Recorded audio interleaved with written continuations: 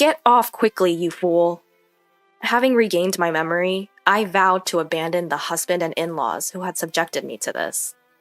Where am I? My name is Meg, and I'm 28 years old. When I woke up, I found myself lying in a hospital bed. As I was confused why I was there, I heard footsteps, and a man rushed into the room. He approached me with an angry look on his face, but I didn't recognize him at all. I don't know this person. Excuse me, but who are you? Meg, are you kidding me? If you're awake, you must be fine, so leave the hospital right away. Being hospitalized is such an overreaction. You're dragging me into this mess. He yelled at me like that. How rude of him to shout at me upon our first meeting.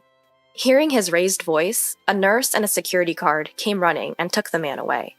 As I was still frozen in shock, my mother, Mary, entered the room, with her eyes filled with tears.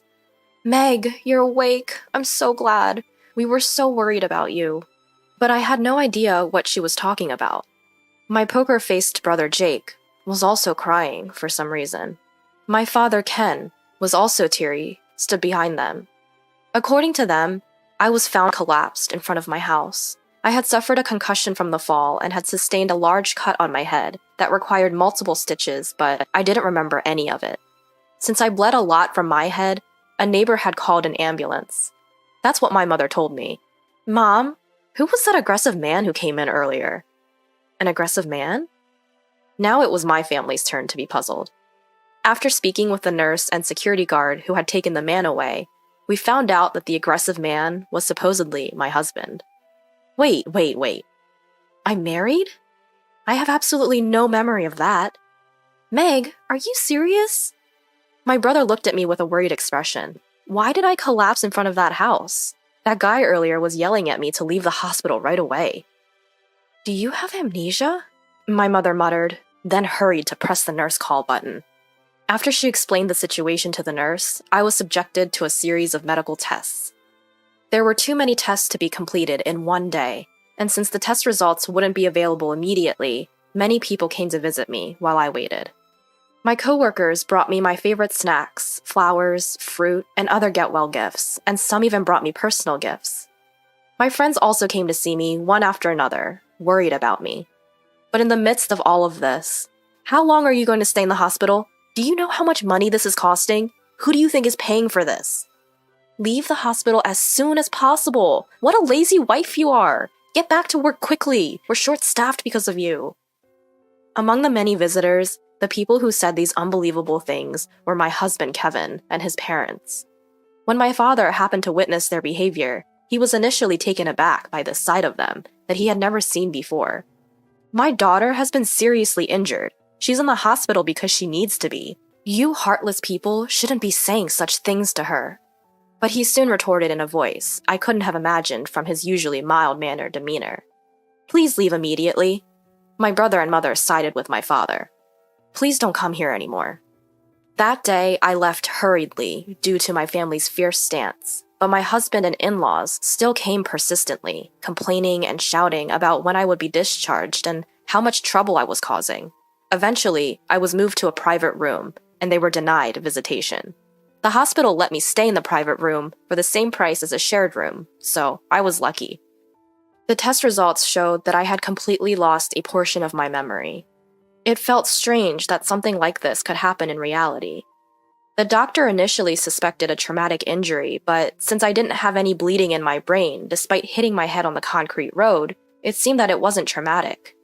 I was diagnosed with a psychological condition triggered by hitting my head. I really don't understand anything. I can't even remember my husband's face, and I can't believe I was married to him. Apparently, I was married and living with my in-laws. My husband, Kevin, is 35 years old. He was working at my in-laws' store. I was working as a secretary at another company, so we were both working. However, my actions were monitored by Kevin and my in-laws. They took my salary, and it didn't seem like a happy married life. They checked my work schedule, and on my days off, I was helping at the store, ran by my in-laws, without pay. When my salary was deposited, almost all of it was withdrawn, leaving me with no money to use, and I was responsible for all of the household chores as a wife.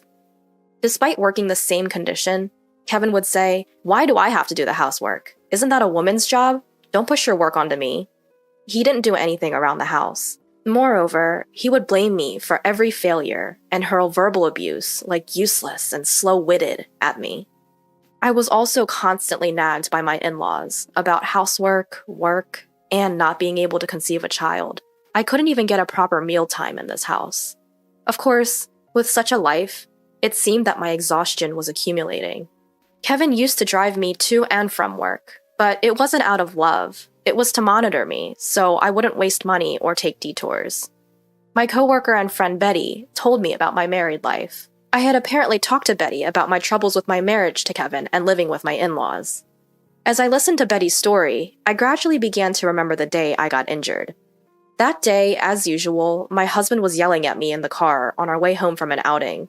"You took so long for shopping, and now we're going to be late for our appointment. What are you going to do about it, you slowpoke?" "It wasn't my shopping. I was looking for something your mom asked for. If you had helped me to look, we would have finished sooner." "Don't make excuses. It's something you were asked to get. Every time I go out with you, I end up in a bad mood. I should have never come along." My husband didn't stop yelling at me for nearly an hour, and when we got home and I tried to get out of the car, my still angry husband said, "Hurry up and get out, you idiot!" And with that, he pushed me out of the driver's seat. I then fell out of the car, hitting my head on the concrete ground. Despite this, my husband didn't stop. He just drove off somewhere. A neighbor saw me lying there, motionless and bleeding from my head, and called an ambulance for me. Since I remembered this, I called the police and told them about the incident. The investigation proceeded. A nearby security camera footage confirmed that my memory was true. When I heard this, my body shook with anger. Why did I have to endure such treatment? I swore in my heart that I would make him pay the appropriate price. Although the fact that I was married to Kevin still feels vague and like someone else's business, my strong fatigue, my emaciated body, and the blood test results all show that my condition was terrible. It must have been the married life Betty told me about. Of course, after being discharged from the hospital, I didn't go back to the house with Kevin and his in-laws, but returned to my parents' home. At my parents' home, I was treated like a princess. "Meg, today we made your favorite, fried chicken. Eat as much as you like. Today, your dad bought a cake. Let's all eat it together later." In this way, my mother prepared delicious meals every day, and my father and brother took great care of me. Thanks to my mother's delicious cooking, my body gradually recovered, day by day. My workplace was understanding, and they told me to take a leave of absence and return to work after fully resting. Because of my life at parents' home, not only did my accident injuries heal, but my body's fatigue also improved, and my hair and skin, which had been in terrible condition right after being admitted to the hospital, became beautiful again. It became clear how much stress I had been under in my married life. Suddenly, anxiety crossed my mind. Does being married mean I have to go back to that house? Such anxiety unconsciously slipped out of my mouth. Don't worry about that. Nobody would force our precious daughter to return to a house that pushed her this far. You should divorce him and cut ties as soon as possible. My mother said so, and after discussing it with my family, they decided to ask a lawyer who was a friend of my father. This lawyer knows me since I was a child and had a long relationship with my father.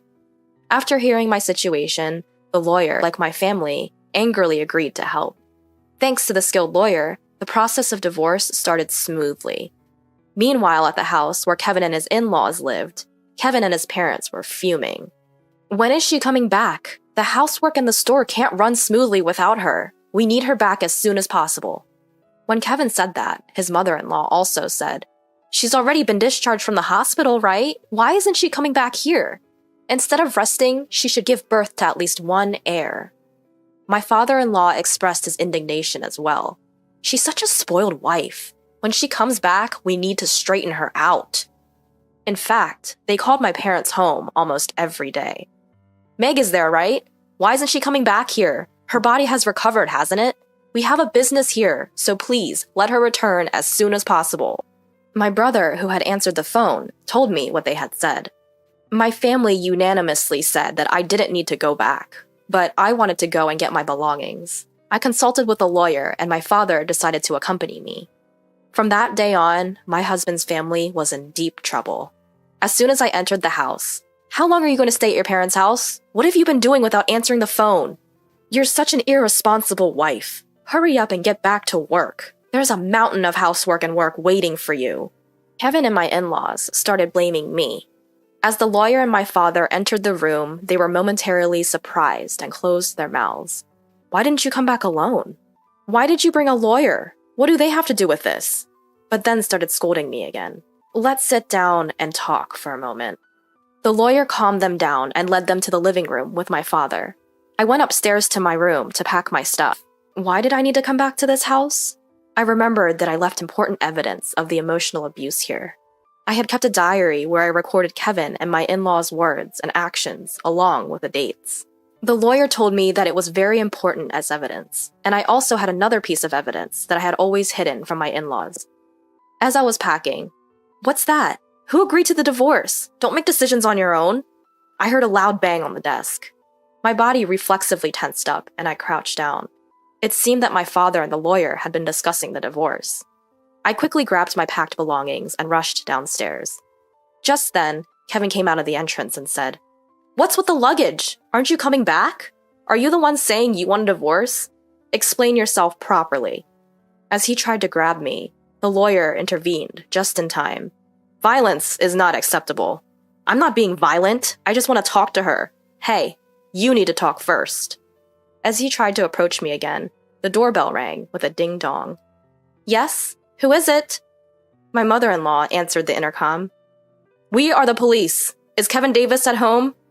Kevin Davis is my husband's full name. "What business do the police have here?" My mother-in-law's voice trembled. "Could you please open the door if Mr. Davis is present?" the police continued. My mother-in-law hurriedly approached and opened the door. "Excuse us, which one of you is Kevin Davis?" "That's me," my husband replied. "Kevin Davis, you are under arrest for suspicion of assault. Please accompany us to the station." As the police officer announced this, "Huh?" I could hear my mother-in-law gasping for breath. My husband was also clearly shaken, asking, "Why me?" He's apparently perplexed. Yes, after officially filing a complaint with the police about the recent accident, it became a criminal case. Fortunately, security camera footage was available, leaving no room for excuses. At first, he was quietly taken away. "I'm not in the wrong. It's her fault for being clumsy. It's just an exaggeration because I pushed her a little. I'm not in the wrong. Meg, are you listening? Hey, hurry up and withdraw the complaint." He gradually began to shout. As he yelled loudly, neighbors began to gather. At the entrance, "Kevin, why? How come, Kevin?" my mother-in-law cried out. My father-in-law seemed completely dumbfounded. Ignoring my in-laws, my father, the lawyer, and I left the house. Since then, we sent a certified letter demanding a divorce to my in-laws and my husband, citing the incident and the ongoing emotional abuse. The emotional abuse was meticulously documented in the diary I had retrieved from the house. And that day, when Kevin slammed his head on the table and raised his voice, my memory had fully returned. The situation during the emotional abuse had come flooding back, all at once. The voice notes on my smartphone also had careful records of the verbal abuse, and there were a staggering number of them. Nearly 100 records had been left in about a year. There were not only records of verbal abuse from my husband, but also from my in-laws. The triggers were really trivial things, like dinner being a little late or the bath not being prepared. There were recordings of being harshly scolded for such things. "Meg, it's already 7 p.m. and you haven't prepared dinner yet? Why can't you do something as simple as that? Stir fry again? You can't even consider our health. You're really a failure as a wife. What are you trying to sit down for? You don't have time to sit and eat with us. You still have work to close up the store. You're really useless." Such voices from my mother-in-law, and, "What? The bath isn't ready yet? I told you I wanted to get in right after dinner, didn't I? What have you been doing? You're messing up my schedules. You're really slow at everything. Can't you do anything right without being told?" Voices like that from my husband were recorded many times.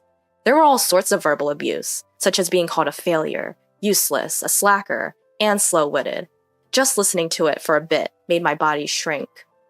The diary and voice recorder were solid evidence, so there's no way to deny it.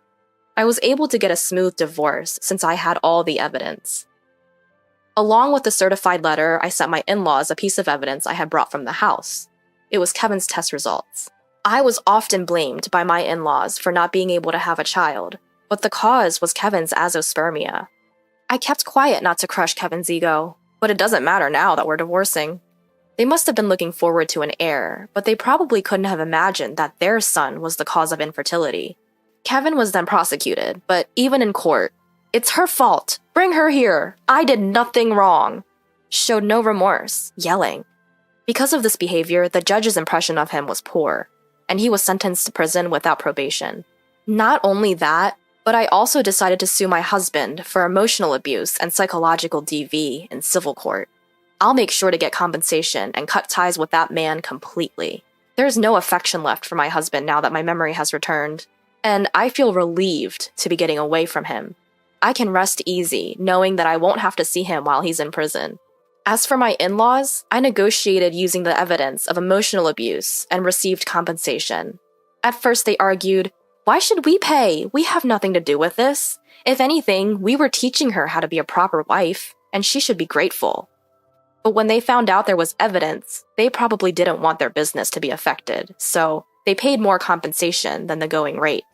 However, my in-laws' fears became a reality. It was only natural that their son, who worked with them, got arrested. Rumors spread, such as, "Did you hear?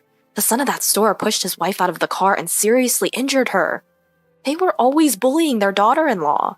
Even though she worked outside of the house, the daughter-in-law was forced to work for free at their store. Because of these rumors, the store was far from being able to continue its business. Customers gradually stopped coming, and it seems that the store went out of business just 6 months after Kevin's arrest.